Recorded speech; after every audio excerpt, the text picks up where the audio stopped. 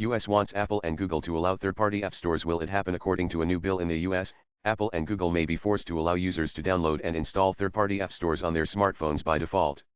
A member of the U.S. House of Representatives named Kat Cammack introduced the draft legislation, which is known as the App Store Freedom Act. The Verge reports that it intends to promote competition and protect consumers and developers in the mobile app marketplace. App stores having over 100 million users in the United States are considered large app store operators and are subject to their regulations. Following a significant decision in the Epic v. Apple antitrust case, which compelled Apple to permit developers to refer customers to third-party payment systems for in-app sales, the Republican representative from Florida, USA, brought forth the bill. Dominant app stores have controlled customer data and forced consumers to use the marketplace's own merchant services, instead of the native, in-app offerings provided by the applications and developers themselves, Cammack said in a press release.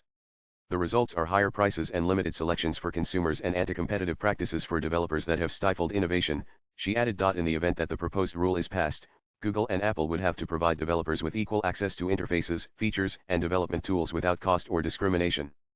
Pre-installed apps on iOS and Android devices must also be able to be hidden or removed by users. According to the bill, violations could result in civil penalties of up to $1 million for each company and penalties from the U.S. Federal Trade Commission (FTC). Swipe left for next video. The European Union started introducing similar laws in 2023.